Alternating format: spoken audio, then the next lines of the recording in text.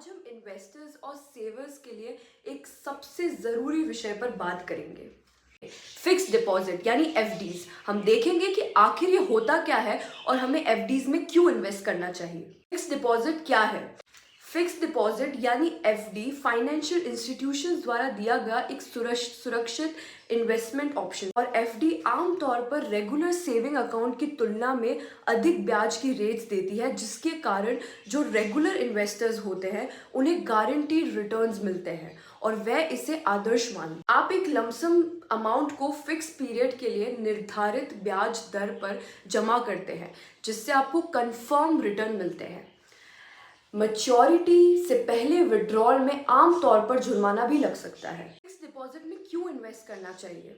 Fix deposits FDs में invest करने से बहुत फ़ायदे हो सकते हैं, क्योंकि वो आपको ऑफर करते हैं सबसे पहले सेफ्टी, दूसरा गारंटीड रिटर्न्स, तीसरा ईज ऑफ इन्वेस्टमेंट। और यही तीन चीज़ें सबसे ज़्यादा इम्पॉर्टेंट होती है एक मिडिल क्लास इंसान के लिए। इससे आपको मिलते हैं स्टेबल रिटर्न्स जो हायर यानी ज़्यादा होते हैं सेविंग्स अकाउंट से।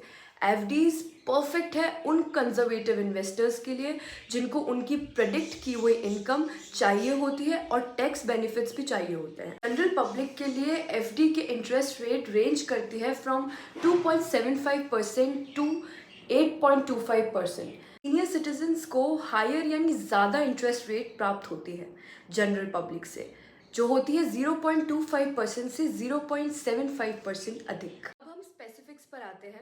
यहाँ जून 2024 के लेटेस्ट एफडी इंटरेस्ट रेट्स हैं जो भारत के टॉप बैंकों में से हैं। ये डाटा आपके लिए बहुत ही इम्पॉर्टेंट रहेगा, क्योंकि इसमें आपको पता चलेगा कि 1 साल की और 3 साल की एफडी पर क्या इंटरेस्ट रेट आपको मिल सकती है और आपको इससे ईजी होगा कि आपको कहाँ एफडी करानी चाहिए। बता दूं कि कोई भी बैंक में एफडी के 1 ईयर और 3 ईयर इंटरेस्ट रेट अलग अलग होते हैं।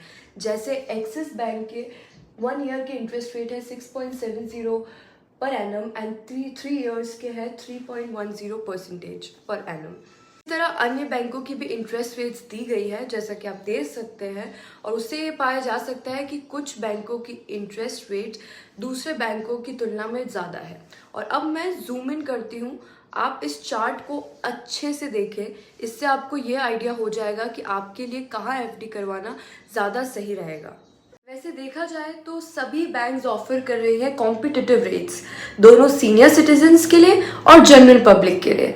इंटरेस्ट रेट्स के अलावा कस्टमर सर्विस और बैंक्स की स्टेबिलिटी पे भी बहुत डिपेंड करता है कि आपको कहाँ एफडी करानी चाहिए। कि आप देख सकते हैं रेट्स अलग अलग हो सकती हैं अलग अलग बैंकों और उनके नोटिस पीरियड की, जो आपके पोटेंशियल रिटर्न्स को काफ़ी प्रभावित करता है। समाप्त होने से पहले मैं आपको बता दूं कि आप ये चीज़ भी याद रखें कि आप करंट रेट्स को रेगुलर रिव्यू करते रहें, क्योंकि वो कभी भी बदल सकती है। सही एफडी चूज करें अपने फाइनेंशियल गोल्स और रिस्क टॉलरेंस के आधार पर। यदि आपको ये वीडियो हेल्पफुल लगा हो तो लाइक करें, कमेंट करें और सब्सक्राइब तो ज़रूर करें फॉर मोर फाइनेंशियल ज्ञान। मिलते हैं नेक्स्ट वीडियो।